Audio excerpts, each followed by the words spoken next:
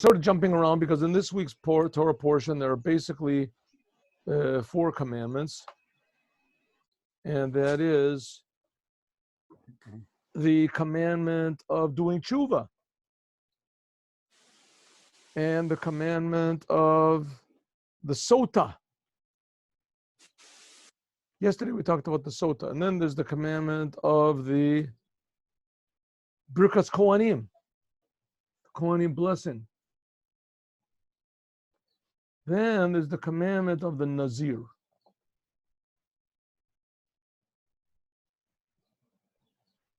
So maybe today we'll have a look at the commandment of the Nazir.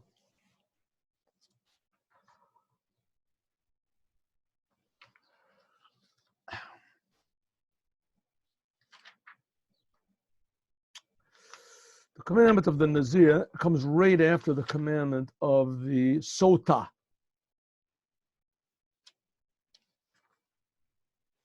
Yesterday we spoke about the commandment of the Sota, the woman that her husband suspects her of infidelity.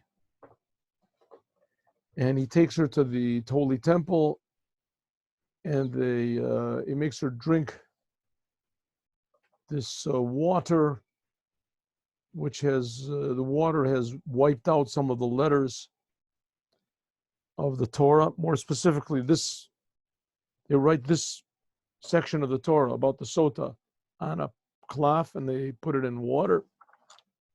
They make her drink this water. And if she is lying, that she really did have relations with another man outside of marriage, then she has a terrible punishment. But if not, then she gets a big reward and a big blessing, and etc.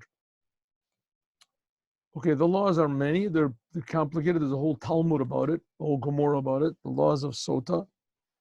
Of course, there's a question if it still is relevant nowadays.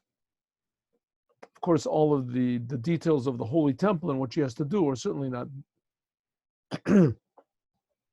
But there is a law that if a man warns his wife not to be seen with such and such a person alone, which that's one of the criterion for this law of Sota, he has to warn her not to be with a certain particular person, and that she goes with this person as he cannot really live with her until she undergoes this treatment, this whole procedure in the Holy Temple. Because now there's no Holy Temple, so therefore it is advised that men should not warn their wives in this fashion, because it could make the wives forbidden for them forever, at least until the temple comes. Okay, that's the law of the Sota. Now let's learn the law of the Nazir. Nazir. Now the law of the Nazir is also really applies now. It's a vow. And if a person takes this vow of being a Nazir, then it depends how long he takes it for. But basically, he'll have to be a Nazir his whole life because he can't go to the Holy Temple and bring the sacrifices required to end his vow of Nazirut. Okay, what is the Nazir? Let's look at it. Let's have a see. Come, let's see. Let's have a look and see what is the Nazir. We're on Bamidbar, in Bamidbar, Parshas Nosoi, chapter 6. Chapter 6. Chapter 6. Let's learn a little bit of this. Very interesting. See what it has to say. Daber. Vayedaber Hashem al Moshe lemor. Excuse me. Vayedaber Hashem al Moshe lemor. God spoke to Moshe, saying. Vayedaber Hashem al Moshe lemor. God spoke to Moshe, saying. Daber al bnei Yisrael. Speak to the Jewish people of Amarta Alehem and say to them, Ish o Isha, a man or a woman, ki yafli neder, lindor neder, that decides to make a neder. Now, what's this word, ki yafli? We'll see in Rashi just a moment.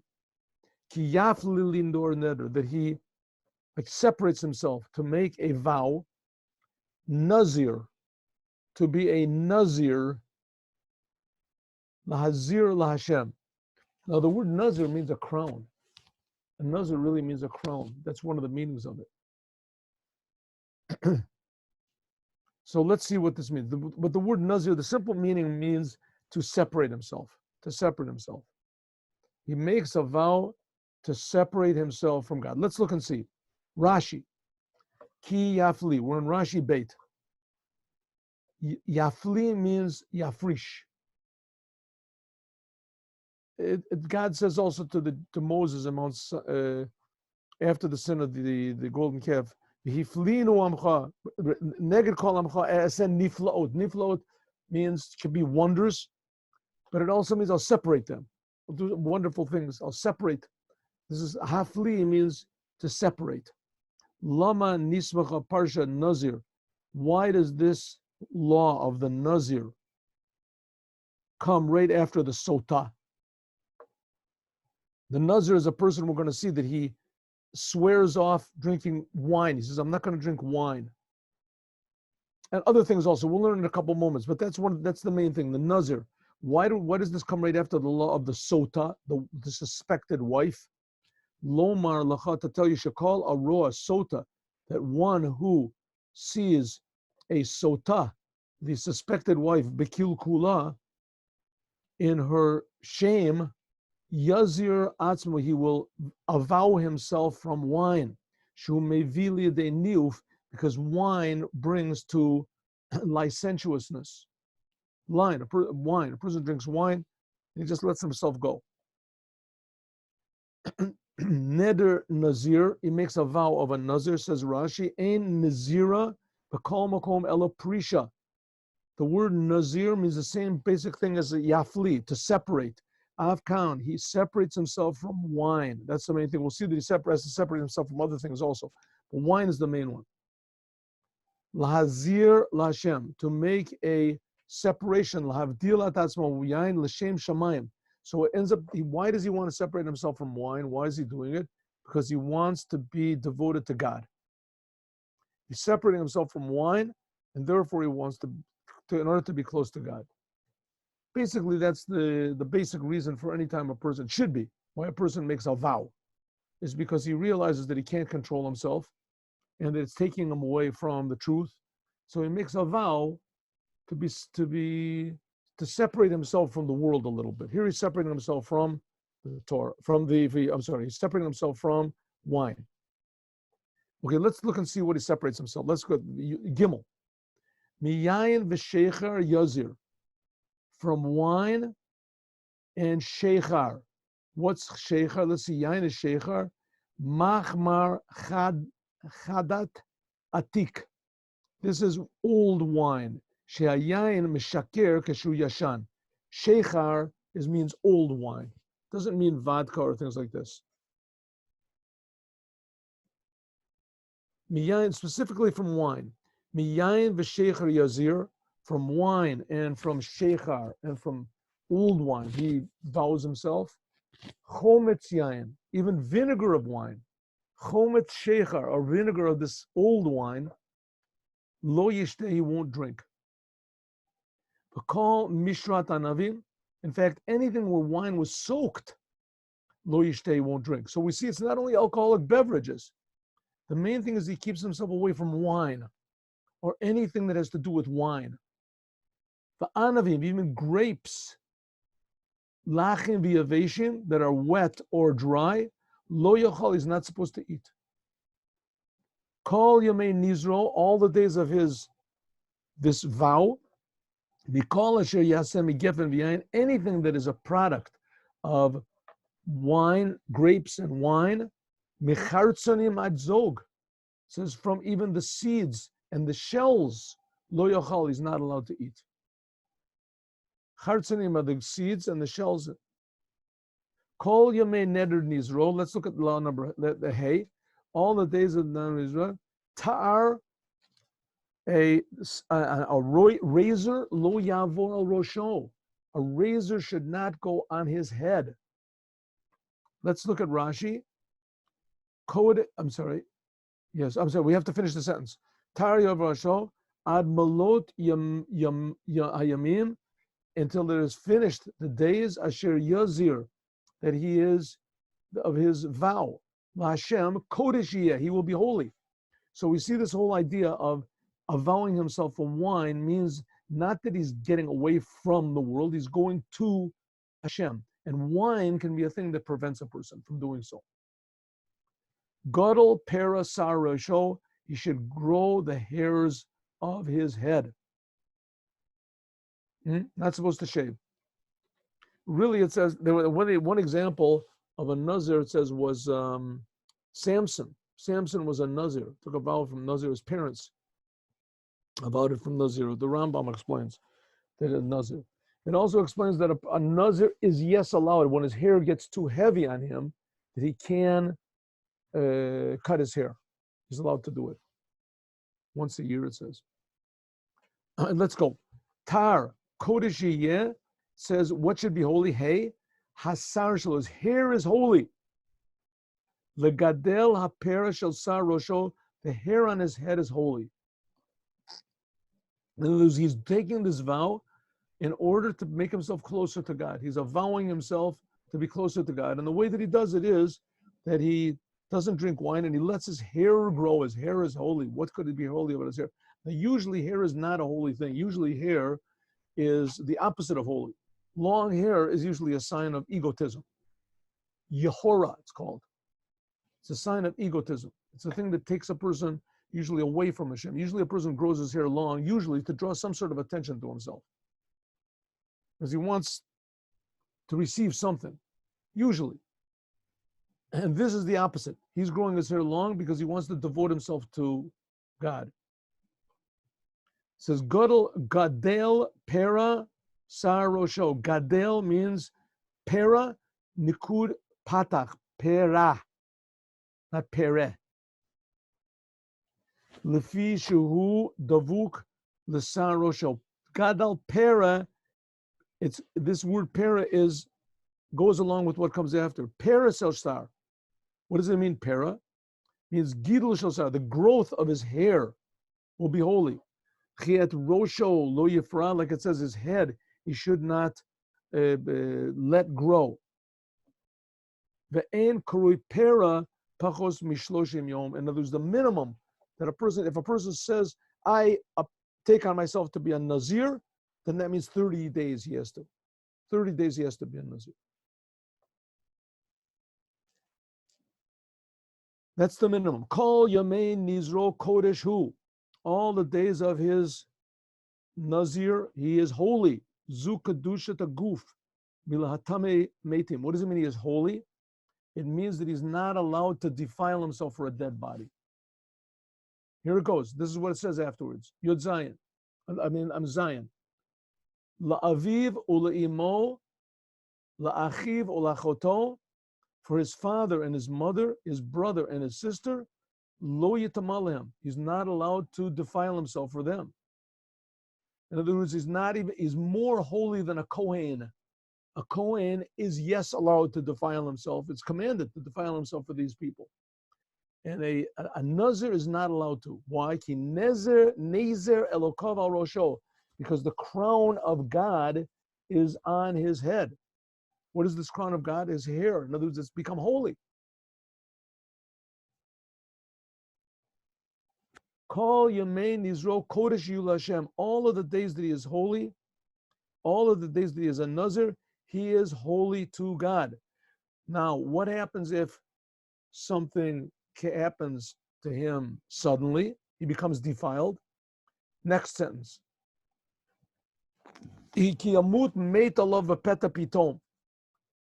he happens to be sitting in a room where someone dies, suddenly someone dies, the timei rosh nizro, and he becomes impure, his head, the hair on his head becomes impure.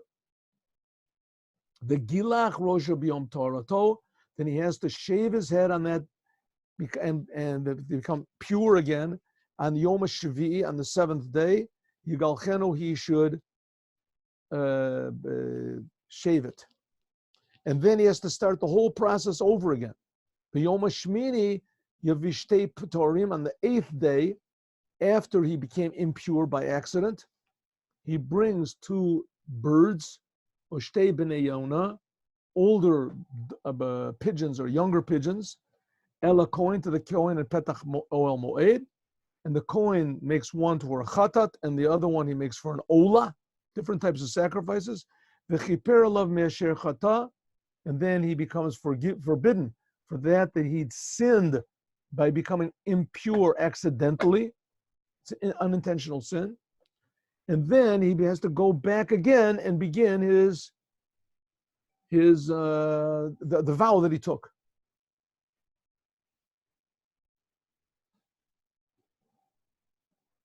Okay, there's a very interesting here. Let's see what it says. Here, me'asher chata ala nefesh. He says he has to bring it because he sinned.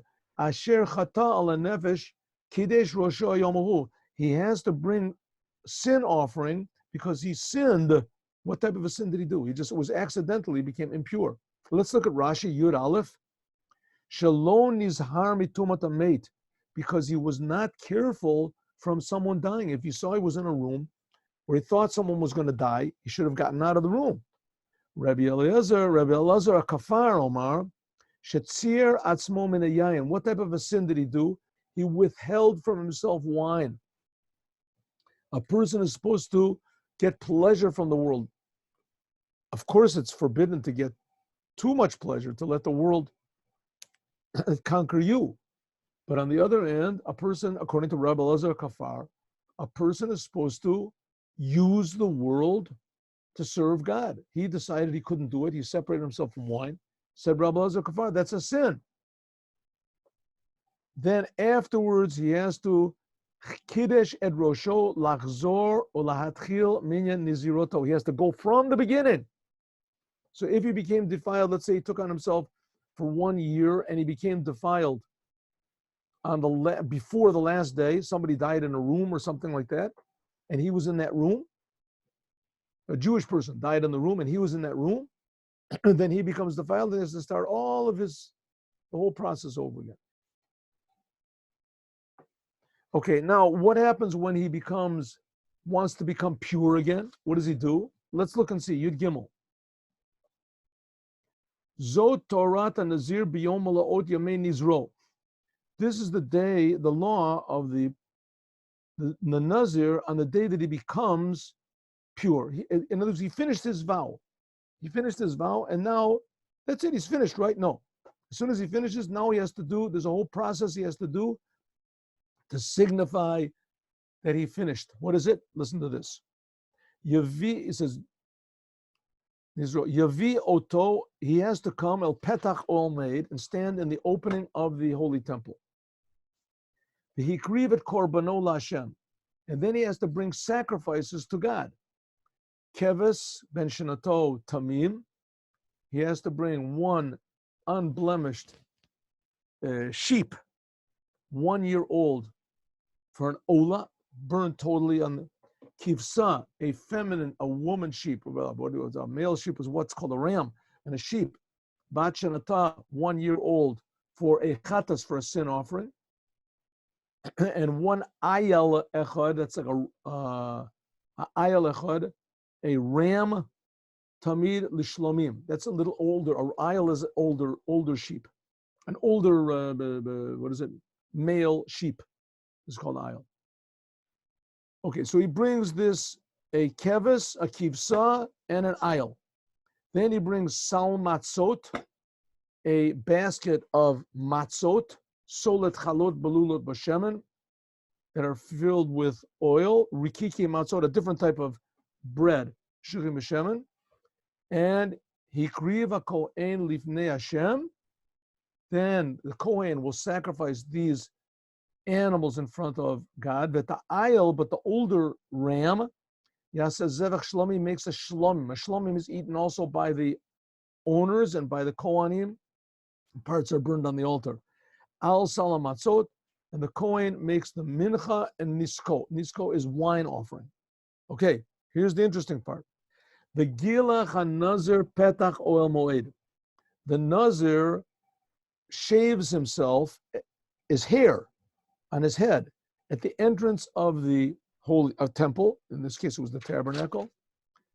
And Rosh Lakachat Asar, he takes this hair, V'natan ala Asian, he puts it on the fire, which is underneath his Shalomim offering. This is boiled. His boiled offering, that's called Zoroa B'Shela.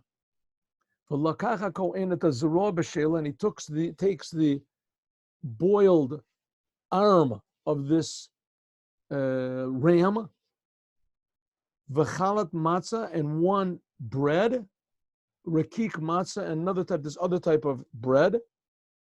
It's matzah, of course. And then Heinifoto, the Kohen lifts it up in front of God, and it becomes holy.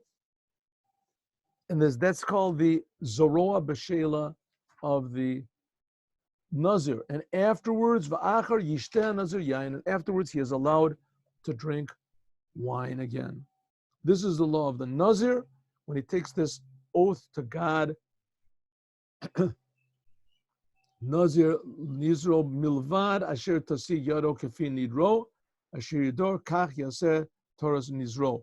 Says if a person, let's look at Rashi, Chaf Aleph, She'im Omar Hareini Nazir Almanat Legaleach Ad Mea Olot, if a person says, I am a Nazir, and when I finish, I am going to bring 100 offerings, and I'm going to bring another 100 of this, is whatever he makes the vow, Kafin Nidro Asher Yidor, that's he has to add on whatever he vowed to make, he has to.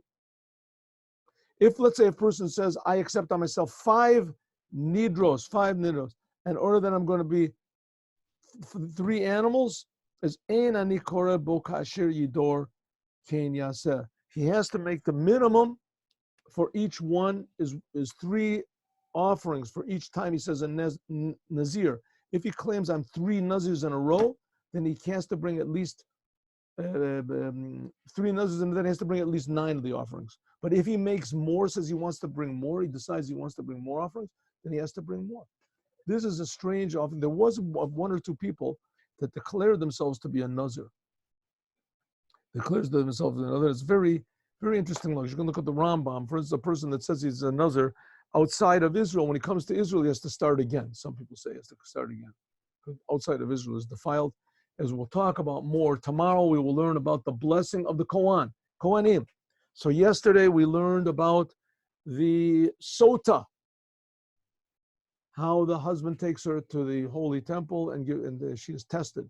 Today we learned about the Nazir. A person wants to bring holy to God, so he avows drinking wine. He cannot defile himself from a dead person, and he must let his hair grow. Just let his hair grow. Good.